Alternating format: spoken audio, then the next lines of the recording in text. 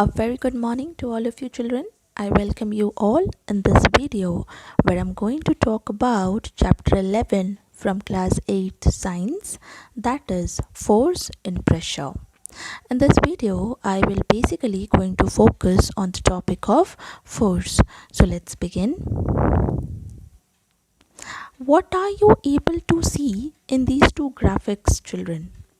The first one, you can see that a child is pushing a car, and another picture you can see that a child is pulling the cart, right? That exactly is force. So if you talk about the definition of force, it is the pushes and pulls.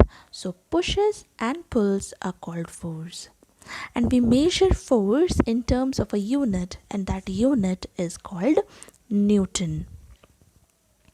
Let's move ahead and let's talk about factors affecting force. So what are the factors that affect force? Force depends on two factors, and that are direction and magnitude.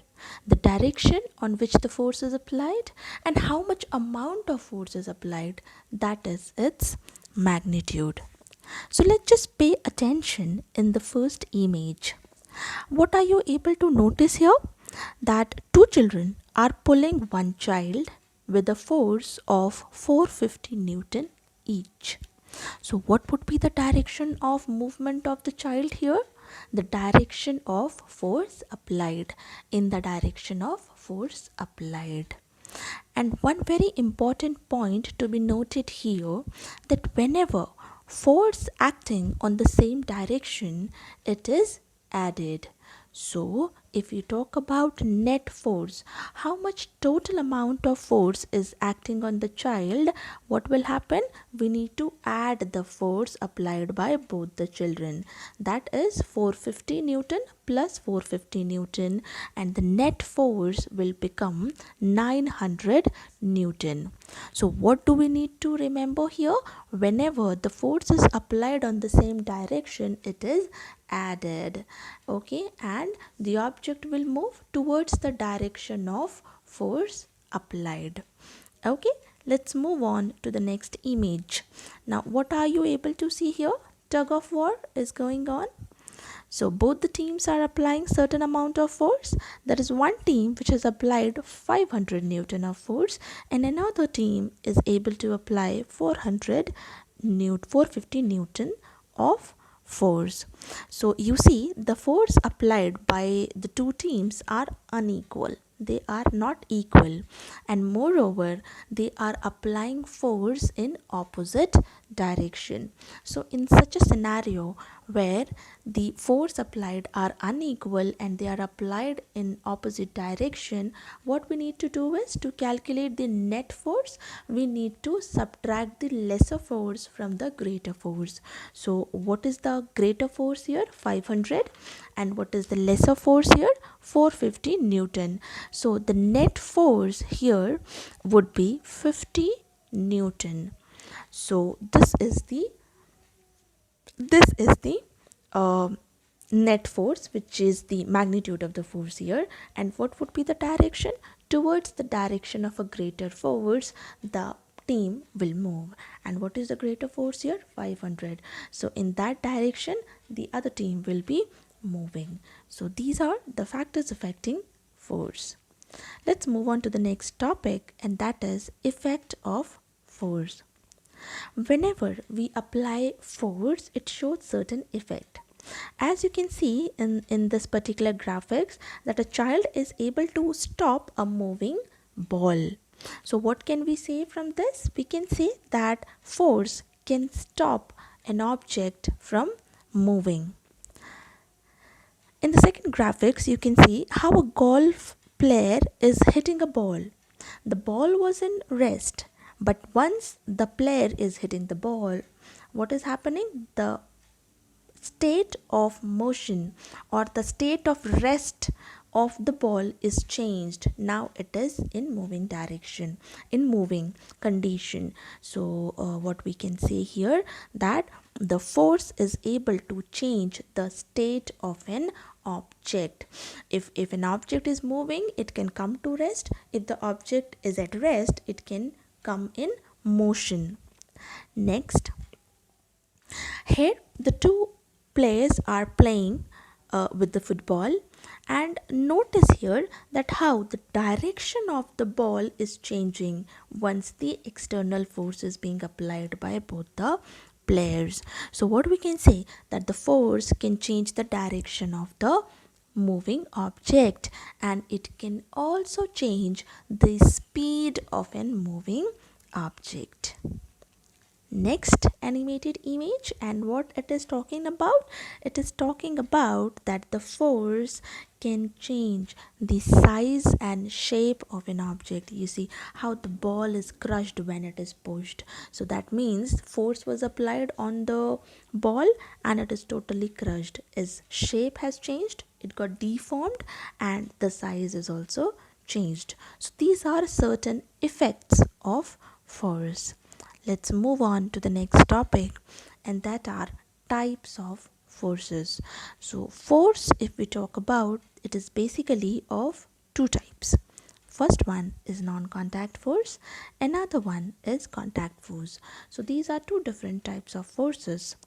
So let's discuss one by one about these forces. First one is the contact force. From the term itself, you can understand that whenever force acts on a bodies, only when they are in contact with the other body. So when two bodies are in contact with each other and they are exerting force on each other, that kind of force is called contact force. For example, muscular force and frictional force. The second type is non-contact force. From the term itself, here also you can understand the force here can be exerted by the bodies which are not in contact with each other, right? So without in contact, any type of force which is being exerted on another body, that is called non-contact force. For example, gravitational force, magnetic force, and electrostatic force. So let's discuss one by one.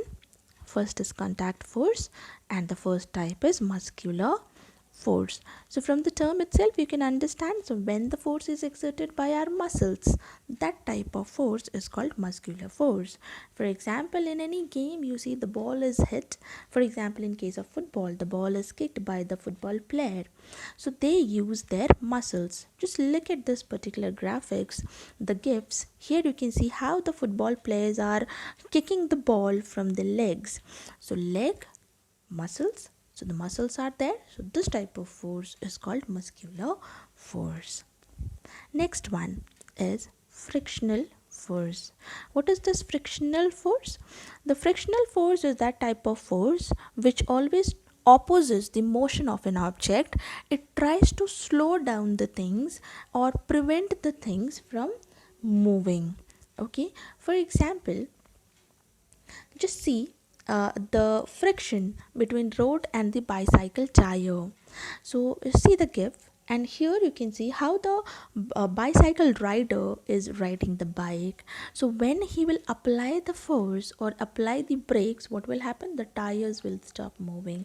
A kind of a frictional force is existing between them, and moreover the frictional force is also present between the tires of a bicycle and the road. The road will always try to oppose the motion of the object. That means the road, that is a surface which always try to oppose the motion of the tires here. So this is something called frictional force. Another very simple example I would like to quote here, that just take a ball and kick it on the surface. What will happen? You will notice that the ball is moving. Okay, earlier the speed of the ball will be more, but slowly you will notice that the speed has become slower, then slower, then slower, and ultimately the ball will cover a certain distance and then it will stop, right? Why?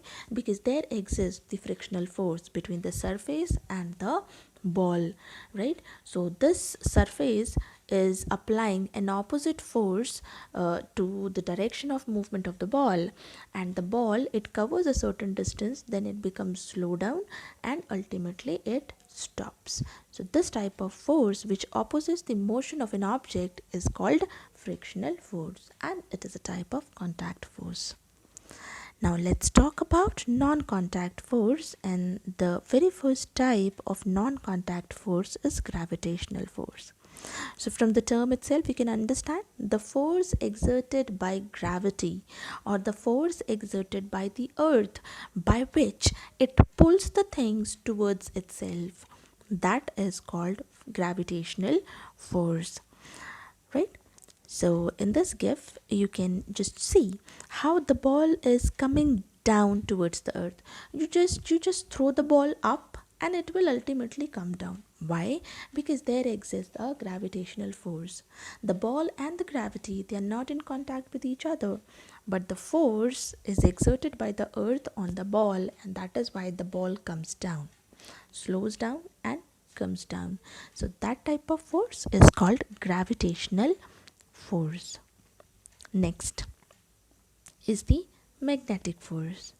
So what is this magnetic force? The force which is exerted by magnet on certain metals, which pulls the metals towards itself.